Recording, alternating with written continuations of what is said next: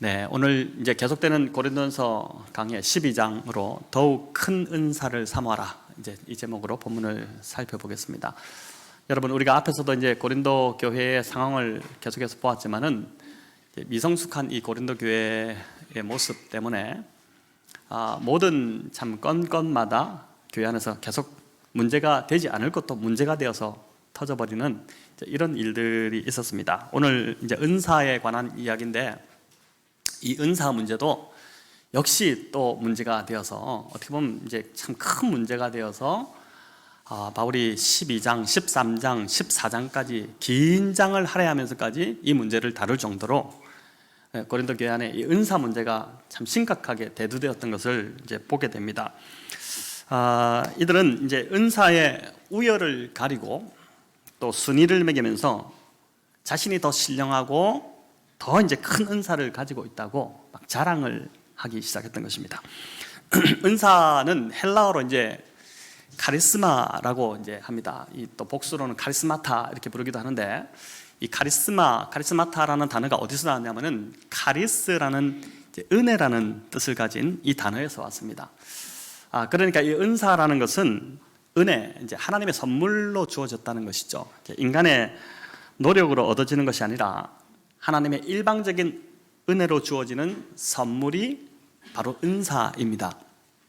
선물은 말 그대로 값 없이, 조건 없이, 어떤 공로 없이 거저 주어지는 것이 선물이지 않습니까? 그러니까 그 선물을 받고 내가 자랑할 것이 하나도 없습니다. 내가 한 것이 아무것도 없고 그냥 받은 것이기 때문에 그걸 가지고 내가 자랑할 것이 없는 것이죠. 에베소서 2장에서도 바울이 구원을 이제 선물이라고 하면서 동일한 말씀을 하셨는데, 우리 2장 8절 9절인데 우리 같이 한번 읽어볼까요? 너희는 그 은혜에 의하여 믿음으로 말미암아 구원을 받았으니 이것은 너희에게서 난 것이 아니요 하나님의 선물이라. 행위에서 난 것이 아니니 이는 누구든지 자랑하지 못하게 함이니라. 행위에서 난 것이 아니니 선물이기 때문에, 구원뿐 아니라 이제 은사 역시도 마찬가지라는 것입니다. 행위에서 난 것이 아니기 때문에 자랑할 성질이 아니라는 것이죠. 그럼에도 고린도 교회 성도들은 이 은사로 자기를 자랑하고 또 우위를 가리고 등급을 매겨서 막 자기를 높이는데 열을 올리고 있었던 것입니다.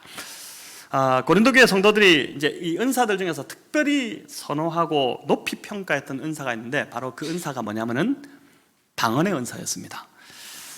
방언은 이제 우리 성도들 중에서도 저도 그렇고 방언을 하시는 분들이 많이 있는데, 방언은 이제 우리가 기도할 때 나의 의사와 상관없이 자연스럽게 이제 내 입에서 나오는 하나의 알 수 없는 언어죠.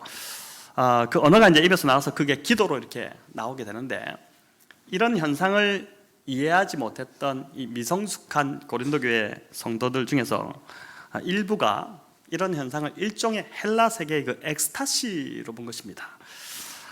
엑스타시, 이 무아지경에 빠져서 신접한 상태, 어떤 황홀경에 빠져서 그때 당시에 뭔가 좀 신비한 지식을 신으로부터 계시받는다고 이제 그런 상태로 이 방언을 여긴 것이죠. 이 엑스타시는 이제 헬라 세계에서 특별히 그 헬라 세계가 이원론으로 나눠져서 영적인 것은 거룩하고 육적인 것은 추한 것이다, 이렇게 하면서 이제 영적인 것을 고상하게 여기던 그런 가치가 헬라 세계에 많이 이렇게 지배적이었는데, 그러다 보니까 이런 무아지경에 빠져서 뭔가 신과 접촉하는 그 상태, 그런 사람을 굉장히 영적으로 수준 있는 높은 사람으로 이제 높이 평가했던 것이죠. 그러니 이들의 눈에 방언을 하는 자는 대단히 영적인 자인 것처럼 인정하기 시작했고, 그래서 방언을 천사의 말이라고까지 하기도 하고, 또 방언하는 자를 높여주니까 교회 안에서 너나 할 것 없이 다 방언을 하려고 했던 것입니다. 그래서 우리가 14장에 가보면은 우리가 다루게 되겠지만은, 예배 중에 다 기도를 방언으로 막 경쟁적으로 하다 보니까 처음 이렇게 교회에 온 사람이 이 상황을, 이 광경을 보고 아니 이게 다 미친 사람들 아닌가, 이렇게 해서 그냥 나가버리는 일들까지 고린도 교회 안에 있었다라는 것입니다. 알아들을 수 없는 방언을 하는 자를 굉장히 영성이 깊은 자로 여긴 반면에, 쉽게 알아들을 수 있는 이제 예언을 하는 자는 상대적으로 가볍게 취급해버리는, 그래서 교회가 방언받기만을 힘쓰는 일들이 이 고린도 교회 안에 2000년 전에 있었다는 것이죠. 여러분, 여기서 말하는 이 예언, 방언과 예언을 지금 계속 대조해서 14장에서도 다루고 있는데, 이 예언은 여기 이제 10절에 나오는 예언함의 은사이기도 하고, 또 8절에 나오는 지혜의 말씀으로도 볼 수 있습니다. 이 뭐냐면은 오늘날 일종의 목회자가 잘 준비해서 전하는 설교 말씀, 말씀을 잘 풀어서 말씀을 깨닫게 해주는 이제 그 말씀 설교를 일종의 이제 이 예언이라고 볼 수 있는데, 고린도 교회가 참 어리석게도 미숙하게도 알아들을 수 있는 이 말씀은 가볍게 여겨버리고, 알아듣지 못하는 뭔가 모르는 그 방언을 굉장히 고상하고 높은 것으로 평가함으로 교회의 가장 중요한 본질인 말씀을 가볍게 여기고 말씀을 놓쳐버리는 그러한 일들이 이제 교회 안에서 일어나고 있었다라는 것이죠. 우리가 여기서 알아야 할 것은 바울이 지금 방언을 가볍게 여기거나 또는 방언을 무시하지 않는다는 것입니다. 한때 이제 고린도전서 이 12장을 한국 교회가 좀 잘못 해석해서 방언을 금하거나 경시하는 태도가 있었습니다. 그래서 지금도 이제 뭐 방언은 일부 교단, 무슨 순복음 교단이나 이런 데서만 방언을 하는 것이지 어떻게 장로교에서 방언을 하느냐, 그렇게 해서 이제 방언을 경시하는 그런 어떤 분위기가 교회 안에 여전히 이제 이렇게 흘러오기도 하는데, 바울은 방언을 절대 금하지 않습니다. 여러분 14장 39절에서도 보면은 바울이 분명히 말하기를 방언 말하기를 금하지 말라 이렇게 말하고 있고, 또 14장 5절에서도 나는 너희가 다 방언 말하기를 원한다 이렇게 말하고 있죠. 그러니까 저도 이 방언은 참 여러분 기도하기 좋습니다. 이제 깊이 기도를 처음 하시는 분들 이제 작정하고 나서 막 열심히 기도했는데 눈 떠보면 3분 지나 있고 또 좀 기도했는데 한 5분 지나 이러지 않습니까? 근데 방언으로 기도하기 시작하면 보면은 막 시간이 훌쩍 가 있고 30분, 뭐 1시간 이렇게 쑥쑥 가지 않습니까? 그래서 방언은 자기의 유익, 경건을 위해서 참 유익하거든요.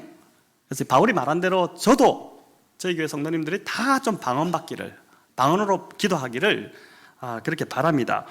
근데 고린도전서 12장의 핵심은 여기 문제는 뭐냐면은 방언 자체를 금하는 것이 아니라 방언이라는 이 은사를 잘못된 동기로 구하는 고린도 교회의 일부 그 미성숙한 성도들, 그들을 바로잡고자 이 12장, 13장, 14장을 기록한 것입니다.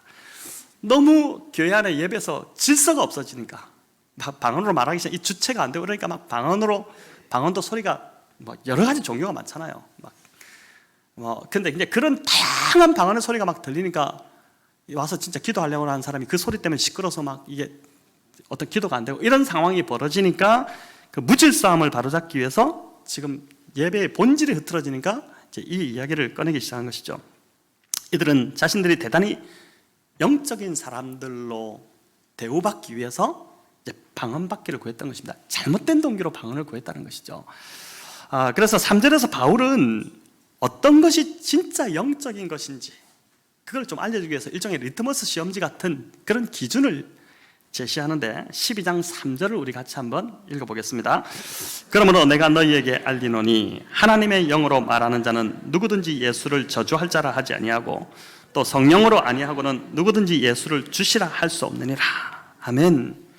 여러분, 참된 영성을 검증하는 기준이 뭐냐면은 바울이 제시하는 것은 우리의 삶과 생각 이런 것으로 예수님을 주님으로 드러내시는가 그렇지 않느냐, 여기에 달려있다는 것입니다.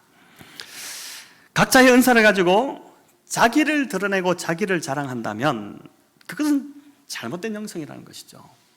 하나님 은사를 주셨는데 그 은사를 가지고 자기 자랑과 자기 높임의 수단으로 삼는 것은 완전히 잘못된 영성이라는 것을 바울이 지금 이 한 구절을 통해서 우리에게 제시합니다. 자, 바울은 이어서 참된 은사의 또 하나의 기준을 제시하는데 그것은 공동체를 유익하게 하기 위한 은사라는 것입니다. 은사는 하나님께 주신 이유가 공동체를 세우고 공동체를 유익하게 하기 위해서 은사를 주셨다는 것입니다. 우리 12장 7절을 같이 읽습니다. 각 사람에게 성령을 나타내심은 유익하게 하려 하심이라. 자, 이 말씀 보면 각 사람에게 성령을 나타낸다. 이 나타낸다는 것은 은사를 하나님이 나누어 주신다는 것입니다. 그렇게 하시는 이유는 그 목적은 유익하게 하려는 것이다. NLT 영어 번역본을 보니까 서로를 유익하게 하려는 것이다. 자, 이 말은 공동체를 섬기기 위해서 은사를 주셨다는 것입니다. 그러니까 은사는 자기를 드러내고 자랑하기 위해서 주신 것이 아니라 먼저는 예수님을 주님으로 인정하고 드러내고 주님을 높이기 위해서 나의 은사를 가지고 주님을 구주시다라고 고백하고 그분을 높이기 위해서 주신 것이고 그 선물이고, 또 한 가지는 나의 유익이 아니라 나를 높이는 것이 아니라 공동체를 세우고 유익하게 하기 위해서 그렇게 주신 선물이라는 것이죠. 여러분 4절부터 6절을 우리 다시 한번 좀 짚고 넘어가야 되는데 말씀을 한번 띄워주시기 바랍니다. 우리 같이 읽어볼까요? 은사는 여러 가지나 성령은 같고 직분은 여러 가지나 주는 같으며 또 사역은 여러 가지나 모든 것을 모든 사람 가운데 이루시는 하나님은 같으니. 자, 이 4절부터 6절에 보면은 삼위 하나님이 다 나옵니다. 그죠? 성령, 주, 하나님, 삼위 하나님이 다 한 분이시죠. 하나고 동등하십니다. 동일하신 분이십니다. 그러니까 여기 나오는 것 은사 여러 가지, 또 직분 여러 가지, 그리고 사역 여러 가지지만 한 하나님이 이 모든 것을 주관하신다. 그렇기 때문에 여기 은사나 직분이나 사역은 다 동일한 것입니다. 그러니까 직분을 뜻하는 디아코니아라는 이 헬라어가 어떤 뜻이냐면 섬김, 봉사를 의미하지 않습니까? 그러니까 우리 각자에게 은사를 주신 이유는 바로 은사를 가지고 교회 공동체를, 영혼을 섬기고 봉사하라고 주셨다는 것이고, 그뿐 아니라 교회에 여러 사역들이 있는데 그런 여러 사역들을 그 은사를 가지고 잘 감당하라고 주셨다는 것이죠. 저에게 주신 은사는 제가 말씀의 봉사자로 이제 부름 받았기 때문에 이제 말씀을 전하는 은사일 것입니다. 이 은사를 잘 사용할 때 교회 공동체에게 유익이 되고 각 사람에게 성령의 열매를 마치고 영적으로 자라가게 된다라는 것이죠. 또 우리 중에 어떤 분은 이제 목소리가 좋아서 노래를 잘 하시는 분이 있고, 또 기타나 베이스 기타나 드럼이나 이런 감각이 있는 분들이 있습니다. 어떤 분은 막 박치라서 아무리 가르쳐줘도 드럼을 못 치는 분이 있고, 이제 이거를 이제 참 은사로 받은 분들이 있죠. 이런 분들은 어떻습니까? 찬양팀에 들어와서 세상에 나가서 세상 음악을 하는 것이 아니라 교회 안에서 찬양팀에 들어와서 열심히 예배를 섬길 때에 그 은사로 인해서 우리 모두가 어떻게 됩니까? 예배로 깊이 이제 들어오게 되는 그런 은혜가 있는 것이죠. 우리 개척 처음에 초창기 때 진짜 우리 소영자매님이 여기 앉아 있지만은 그 산기대에서 피아노 하나에 또 기타 하나로 이렇게 예배 드릴 때보다 지금은 정말 예배가 풍성해지고 더 좀 깊이 있게 들어가기도 안정감도 있고 막 그렇게 됐으니까 얼마나 좋습니까? 또 어떤 분은 이제 손재주가 있는 분들이 있습니다. 이제 저 같은 경우는 어떻게 보면 참 뭐랄까 이제 표현이 그렇지만 똥손이라고 그러죠. 이제 잘 못 만집니다. 못도 하나 제대로 못 받고 항상 못 박으면 삐뚤어지고 이러는데, 어떤 분은 진짜 기가 막히게 뭘 하나 해도 잘하는 분들이 있습니다. 하나님 주신 은사죠. 그 은사를 가지고 이렇게 교회 어떤 것들을 이렇게 만져 나가면은 그 자체가 다른 사람들이 예배를 더 깊이 들을 수 있고 유익이 되니까 얼마나 참 좋습니까? 또 어떤 분은 새로운 신자를 잘 챙기고 또 섬기는 은사를 가진 분들이 있습니다. 다 그렇지 않습니다. 그런 은사를 가지고 있는 분이 있어요. 참 중요한 은사죠. 처음 교회에 왔는데 어떻습니까? 여기 이제 다들 처음 오셨죠? 그죠? 저희 교회 처음 오셨지 않습니까? 지금 이제 시간이 좀 지났지만은 다 처음 이렇게 오셨죠? 오셨을 때 어땠습니까? 아무도 챙기지 않으면, 저희는 특히나 좀 잘 안 챙기는 교회인데 왔나 보다 이렇게 하고 그냥 별로 관심 안 가지고 그렇게 하는데, 왔는데 아무도 관심을 안 가지면은 왜 이 교회는 사랑이 이렇게 없나 이런 생각이 들지 않겠습니까? 근데 누군가가 가서 다 이렇게 좀 오셨냐고 하고 필요한 것들을 챙겨주고 큐트텍스 챙겨주고 식권도 챙겨주고 밥은 이렇게 먹습니다 이런 것도 해주면은 낯선 상황에서 마음이 이렇게 따뜻해지기 시작하고 이 교회에 좀 정착하고 싶다 이런 마음이 들죠. 여러분, 교회 안에서 너무 중요한 은사입니다. 이 참 새신자들을 섬기는 은사, 이게 참 중요한 소중한 은사인 것이죠. 그러니까 은사는 성령의 열매와 별개가 아닙니다. 여러분, 성령의 은사와 성령의 열매를 별개로 생각하시는 분들이 있는데 절대 그렇지 않습니다. 어떤 분은 그래서 은사는 경시하고 열매가 중요합니다. 인격적 열매가 맺히는 게 중요하지, 뭐 은사 사용하는 게 뭐 중요합니까? 이렇게 생각하는데 아닙니다. 은사와 열매는 함께 갑니다. 은사를 바르게 사용할 때, 방금 말씀드렸듯이 이런 은사를 바르게 사용할 때 어떻게 되냐면은 공동체가 유익하게 되고 공동체가 자라게 되고 열매 맺게 되는 그러한 일들이 일어나게 되는 것이죠. 자, 말씀을 들으면서 나는 무슨 은사가 있나?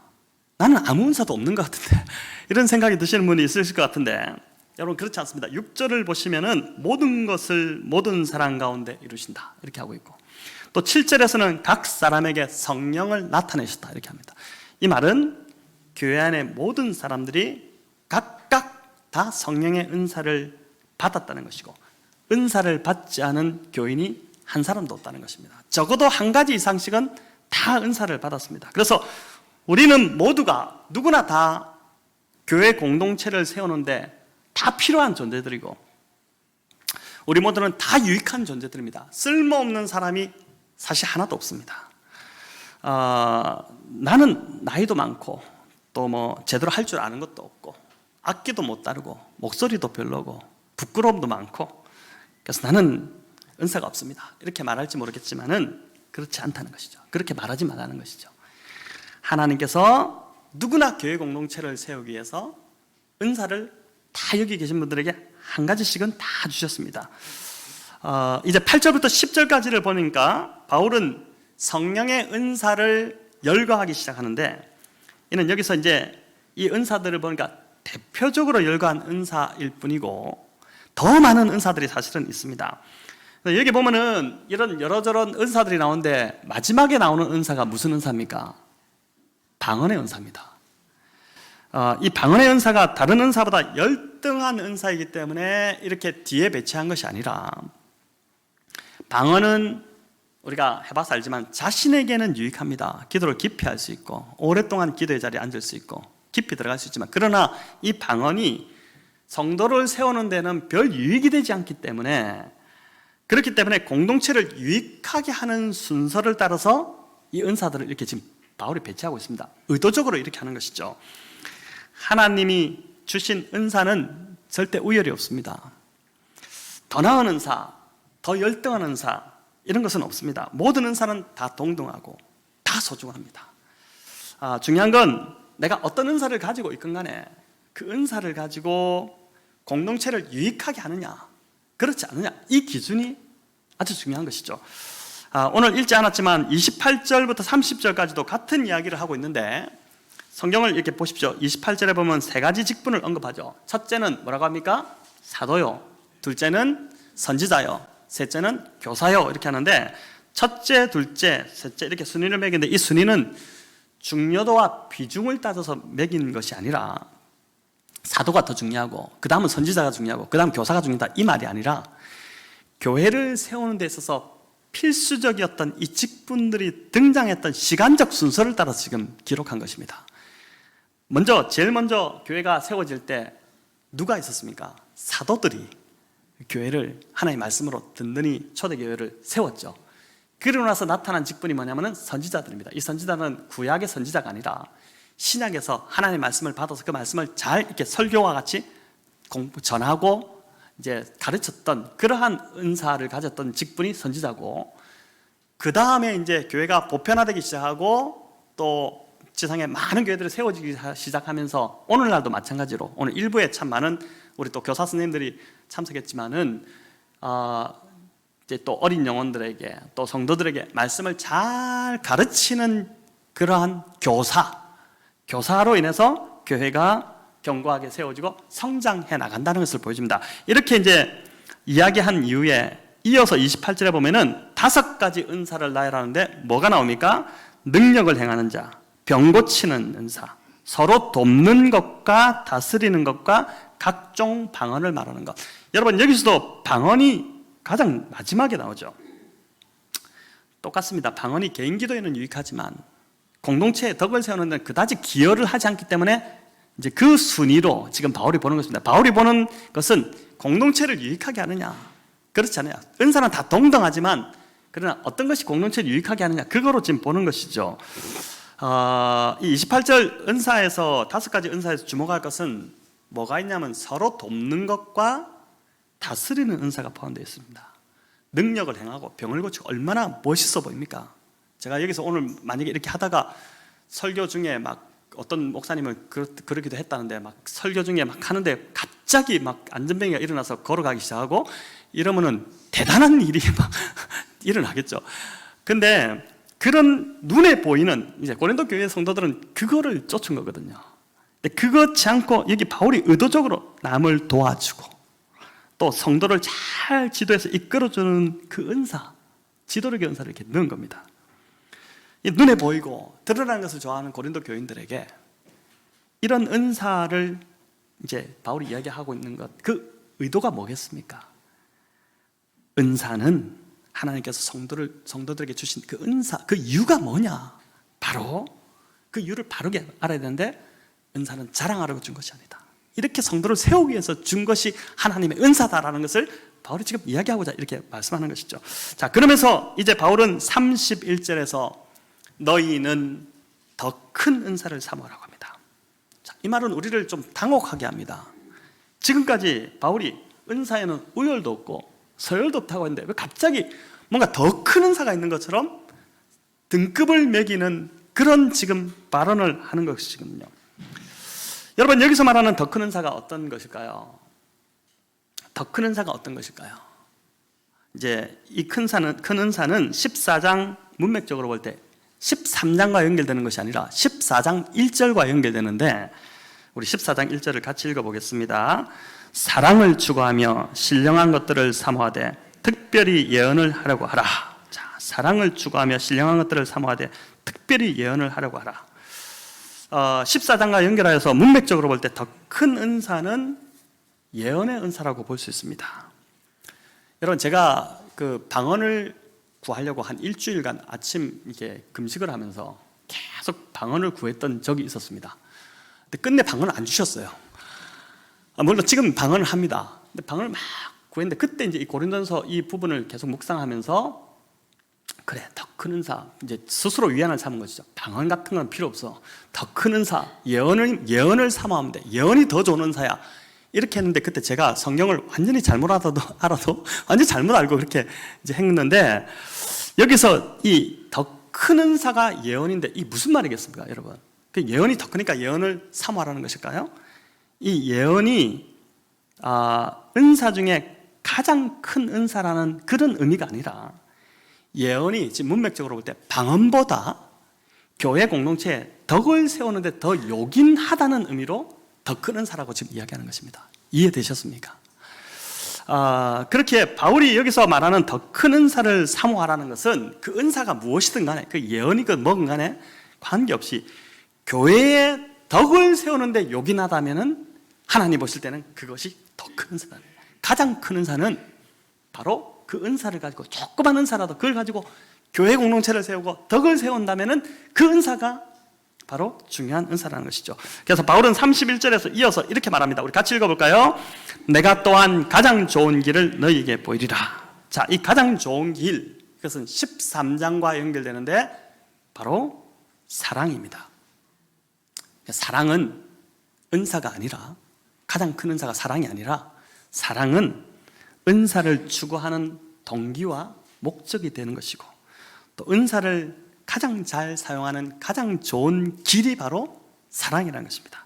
은사를 사용하되 어떻게 하라고요? 사랑으로 해야지만이 공동체를 세울 수 있고 영혼을 올바르게 이끌어갈 수 있다라는 것을 보여줍니다. 28절에서도 보았지만은 돕는 것 은사라고 하죠. 남을 잘 도와주는 분들이 있습니다. 굉장히 중요한 은사입니다. 제가 볼 때 교회에서 참 좋은 은사입니다.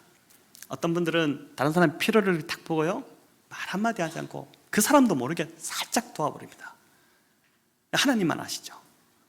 참 이게 얼마나 좋은 은사입니까? 어떤 사람들은 조금 덮고도 막 아주 크게 막 자기 생색내는 분들이 있는 반면에 전혀 편하지 않게 살짝살짝 덮고 또 따뜻한 말로 격려하고 주저앉아 있는 사람 손잡아서 손 한번 남녀 손잡 그것 좀 잡지 마시고 이제 같은 이성끼리 성도 안에서 이렇게 손을 한번 이렇게 잡아 주시는 것 참 힘이 됩니다. 주일날 왔는데 누가 와서 내 손을 이렇게 지금 옆 사람 손 한번 잡아 보십시오. 누가 이렇게 내 손 이렇게 따뜻하게 한번 잡고 흔들지 마시고 한번 꼭 오랫동안 이렇게 잡고 따뜻하게 잡아주면요 마음이 전달됩니다. 어떨 때는 눈물이 울컥나기도 하고 그렇게 되거든요. 또 묵묵히 기도해주고 아무 편하지 않고 이제 이렇게 하시는 분들, 이런 은사가 어떤 능력을 행하는 요란하게 현란한 그런 은사보다도 훨씬 더 하나님 보시기에 좋은 은사고 그리고 더 큰 은사고, 그런 사람들이 바로 성령의 사람들이라는 것이죠. 오순절 여러분 초대교회 때 성령이 임했을 때 어떤 현상이 공동체 안에서 일어났습니까? 자기 것을 갖다가 교회에 주고, 그때 디아스포라 유대인들이 들어와서 참 예배가 좋아서 떠나지 않고 계속 있는 사람들 돈이 다 떨어지니까 어떡합니까? 그들을 먹이고 입히고 거주하게 하고 하는 것들을 자기 재산을 팔아서 그 일들을 했지 않습니까? 그러니까 성령이 임하게 되면은 바로 이렇게 공동체를 세우고 싶어지는 그 마음이 이제 일어나게 되는 것이죠. 제가 겪었던 분 중에 어떤 분은 아주 좀 오래된 이야기는 하지만 참 대단한 예언의 은사를 가지셨던 분입니다. 제가 그분의 은사를 의심하지는 않는데 참 그 은사가 있었어요. 근데 결국 나중에 이제 이분이 좀 문제가 되었는데, 이제 주로 화려하게 방언으로 이렇게 얘기합니다. 그 방언을 흉내를 못 내겠어요. 너무 예쁜 말을 하는데 그렇게 말하고 나서 통병같이 해서 이제 이렇게 쭉 들려주는데, 보통은 제가 이제 경험했던 여러 것들이 있지만은 그런 예언의 말씀을 들었을 때 어떤 마음이 들었냐면 굉장히 기쁨이 생깁니다. 진짜 이 말할 수 없는 기쁨이 일어나요. 평안이 있고 격려가 되고 소망이 생기고 이렇거든요. 그분이 화려하게 예언을 하고 이렇게 탁 전해주는데 그 말 들으면은 기분이 나빠져요. 마음에 부담이 막 오기 시작하고 불편해지고, 왜 그럴까? 그러니까 나중에 보니까 흑심이 있었던 것입니다. 은사를 정말 성도를 세우기 위해서 하는 것이 아니라 조종하고 자기를 자기 중심으로 자기 유익을 위해서 그 은사를 사용하니까 그게 오래 가지 못하고 교회에 분란을 일으키고 또 교회를 어지럽게 하는 그런 일들이 이제 있었던 것이죠. 그래서 영적으로 성숙하지 않은 자가 은사를 선물로 받을 때가 가장 위험합니다. 여러분, 은사를 구하되 또 함부로 구하시면 안 될 것 같습니다. 병 고치는 은사, 이런 은사요, 저는 별로 안 받고 싶은 은사입니다. 너무 힘들어요. 섬기고 이런 것, 이렇게 하시는 것들 보면은, 그 진짜 병 고치는 은사를 가지신 분들 섬기는 것을 보면은 정말 자기 삶이 없습니다. 이제 그렇게 사시는 것이죠. 여러분, 마태복음 7장에 보면 어떤 이야기가 나오냐면, 어떤 한 사람이 주님 앞에 마지막 날 서서 주여, 내가 주의 이름으로 선지자 노릇하고 귀신도 내어쫓고 많은 권능을 행했습니다, 이 이야기를 하죠. 이게 보통 은사가 아닙니다. 여러분, 어떻게 선지자, 대단한 이 말씀을 선포하는 자고 귀신을 내어쫓고 그 다음에 또 능력을 행하고 이런 은사를 가진 자지만은 주님이 뭐라고 합니까? 주님의 결론, 대답이 불법을 행하는 자요, 내가 너를 알지 못하니 나에게서 떠나가라고 합니다.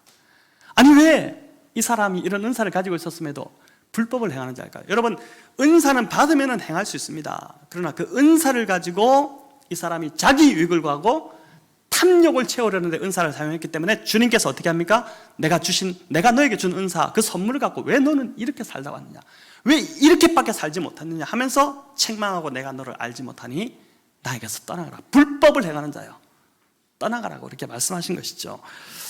여러분, 참 그래서 우리가 은사를 바르게 구해야 되고, 그 은사는 어쨌든 간에 이 은사를 가지고 교회를 세우고 성도를 세우는데 사용해야지만이 하나님이 그것을 인정하신다는 것입니다. 여기 마지막으로 하나 더 살펴볼 것은, 바울이 교회를 오늘 본문에 보니까 12절부터 보시면 그리스도의 몸에 비유하고 있다는 것입니다. 교회 공동체는 머리이신 그리스도의 몸에 여러분, 저와 여러분이 각 지체로 지금 한 몸을 이루고 있는 것입니다. 몸에 지체들이 많습니다. 눈도 있고 귀도 있고, 제가 이렇게 있는데 코도 있고 다 있는데, 다 눈이 데려가면 제 이마에도 눈 붙어 있고 볼에도 눈 붙어 있고 이러면 설교 못 듣고 다 도망갈 겁니다. 그렇지 않겠습니까? 이상하잖아요. 다 이제 하나님께 골고루 주셨는데 그 하나님의 주신 영역을 넘어서 내가 다른 거를 막 나도 저걸 갖고 싶습니다.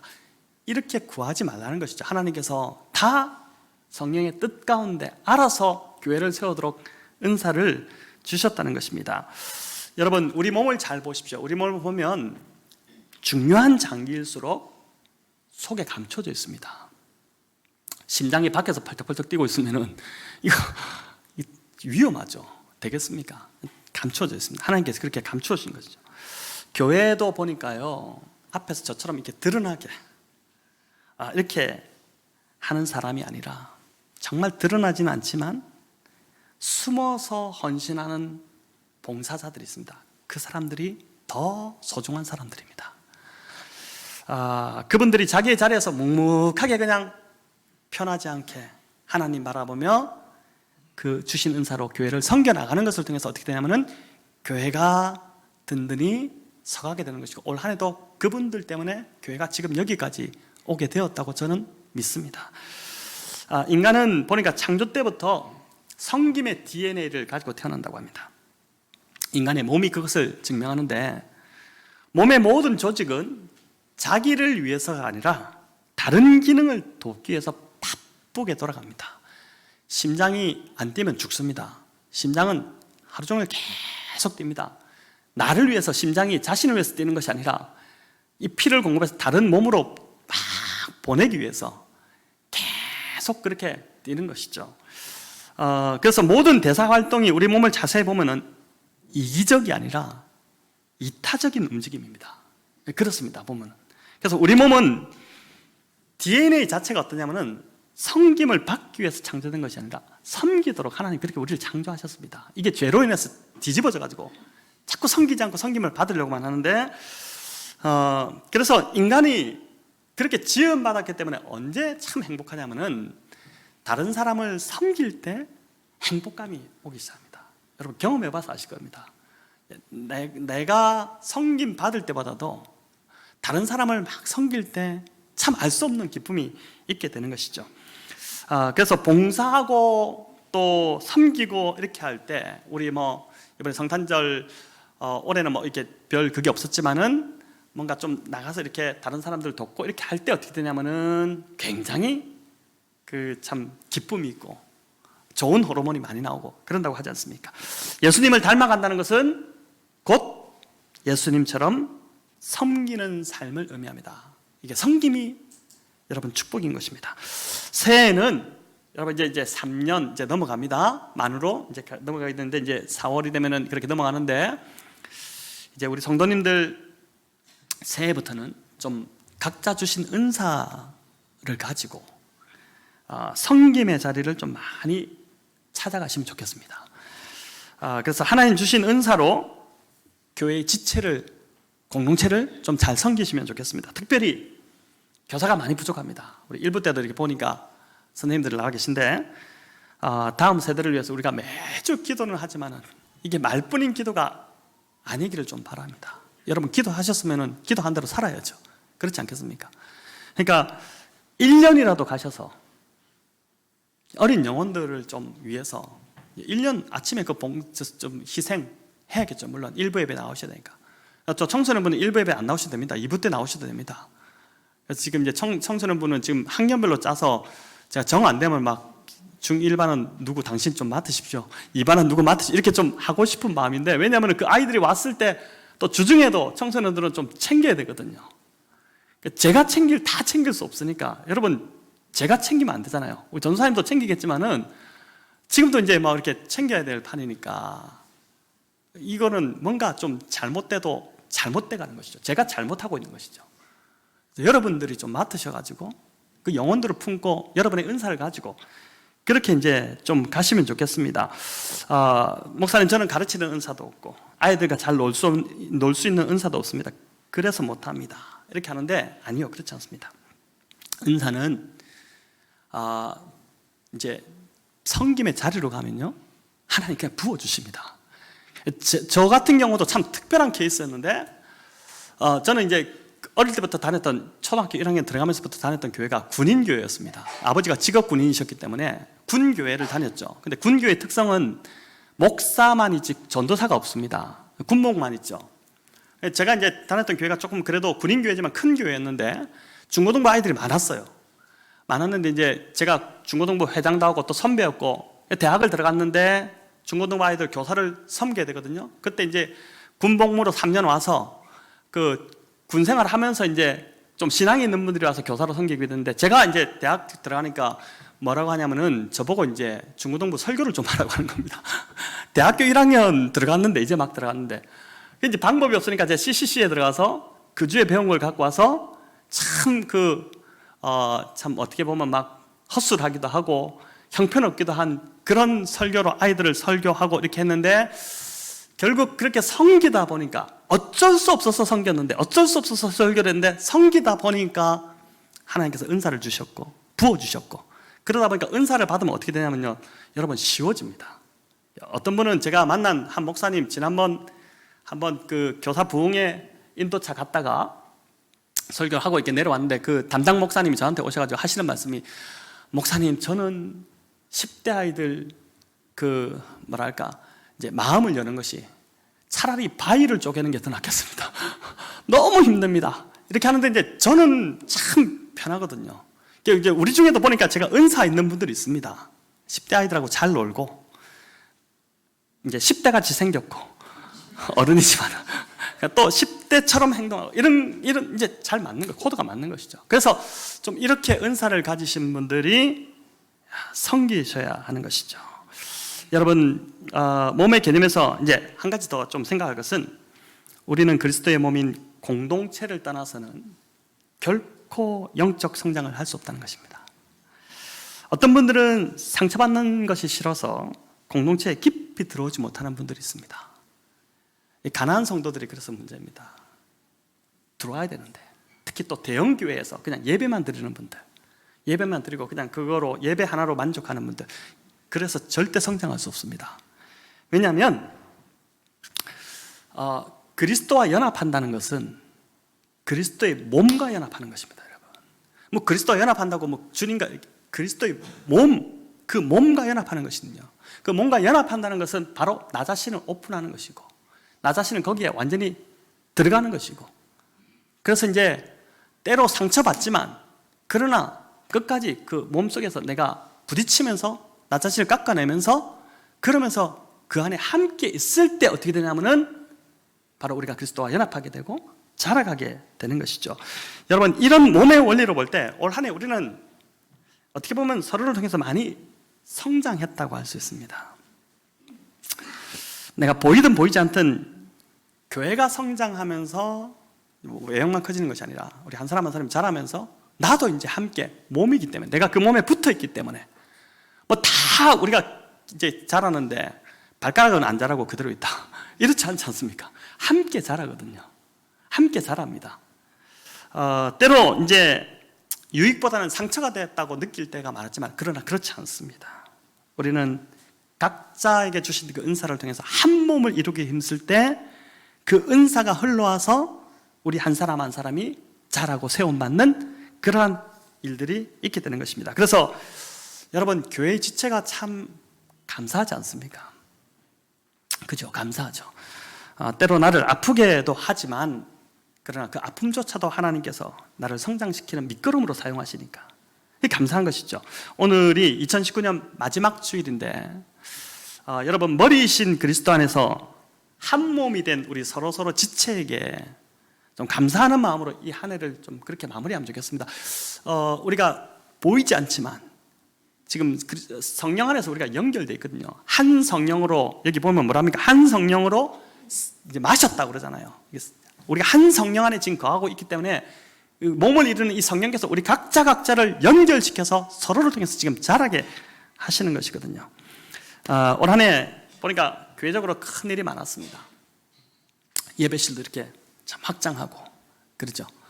또 이제 어린이 예배실도 또 이렇게 새로 매입해서 아이들 공간을 확보하고 또 노회도 가입하고 막 이런 참 제가 보니까 어떻게 올 한 해 지나왔나 이런 생각이 듭니다. 근데 보니까 참 그게 어렵지 않고 순간순간 재밌었고 또 기대되고 했던 것은 성령께서 참 힘을 주셨던 것 같아요. 하나님께서 힘을 주시고 할 수 있도록 그렇게 하셨기 때문에 오직 은혜로 온 것이죠. 그러나 이런 외향적인 것뿐만 아니라 저와 여러분 올해 우리 참 많이 자랐습니다.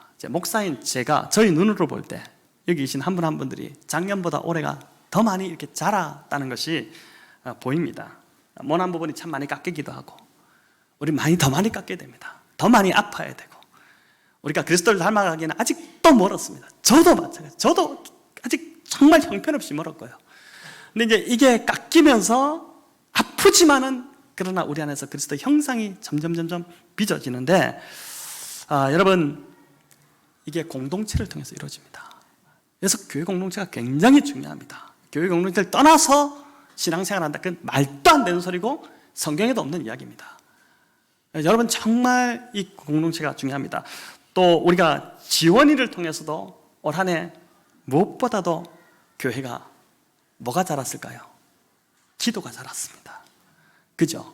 정말 기도의 자리로 많이 나오게 했고 우리가 이 전체 모임뿐만 아니라 집에서도 지원일을 해서 안 하던 기도를 하게 되고 그죠? 무릎 꿇게 되고 지원이가 그래서 복인 것이죠. 또 지원이는 교회의 기도를 통해서 사실 올 한 해 여기까지 온 것이지 않습니까? 지금 기적이죠, 기적. 이게 의사도 참 놀라는 일이 지금 하나님께서 지금 일으키고 계시지 않습니까? 그 가정도, 그 부모도 이제 많이 자라고 있는 것을 보게 됩니다. 이 모든 것은 우리가 보이지 않지만 서로의 은사를 통해서 성령으로 우리를 하나 되게 하신 한 몸 안에 우리가 있기 때문에 이렇게 자라고 있으니까 우리 지체가 얼마나 감사합니까? 한 분 한 분이 참 감사한 것이죠. 우리가 미처 깨닫지 못해서 그렇지 나를 올 한 해 이렇게 자라게 해주신 성도 한 분 한 분에게 서로에게 정말 오늘 하루 좀 감사를 표하고 감사합니다 이렇게 좀 표현하는 그렇게 되면 좋겠고 우리가 내년에도 또한 이 몸으로 가게 될 것입니다. 여러분 그래서 한 사람도 제발 이 몸에서 탈락하지 않기를 바랍니다. 딴 데 가봤자 똑같습니다. 별 교회 없어요 여러분. 여기서 붙어서 이 몸에 있어야지만이 여러분이 성장하게 됩니다. 제가 막 여러분 붙들어들려고 이 소리 하는 게 절대 아니고 진짜 성경적 원리 그걸 여러분에게 가르치는 것이죠. 올 한 해 여러분 이제 오늘 이 말씀으로 이제 12장 오늘 이게 마무리하고 다음 주 새해 첫 해 고린도전서 13장 어떻게 또 순서가 그렇게 되네요. 참 13장이 너무 주옥 같은 말씀인데 13장으로 여러분에게 말씀을 함께 나누게 될 텐데 올 한 해 이제 지체된 이 말씀을 통해서 서로에게 좀 감사하고 그리고 내년 한 해도 서로를 세우고 공동체의 덕을 위해서 더 큰 은사를 사모하는 여러분 더 큰 은사가 뭐라 했습니까? 공동체를 세우는데 요긴한 은사면 그 은사가 뭐든지 관계없이 예언이든 방언이든 뭐든 관계없이 요긴하게 지체를 세울 수 있어요. 그게 하나님 보시기에 더 큰 은사라고 했죠. 그 은사를 구하는 성경을 잘못 해석해서 엉뚱한 것 구하지 마시고 성경을 바르게 알고 정말 이게 주님의 마음입니다. 여러분 주님이 이렇게 사신 것 같아요. 그래서 우리가 주님을 닮아간다는 것은 말씀을 바르게 이해하고 이 말씀대로 우리의 삶을 드리는 거죠. 내년 한 해 이렇게 더 큰 은사 성도를 세우기 위해서 교회를 세우기 위해서 더 큰 은사를 사모하는 우리 모든 성도님들 다 되시기를 주님의 이름으로 축원합니다.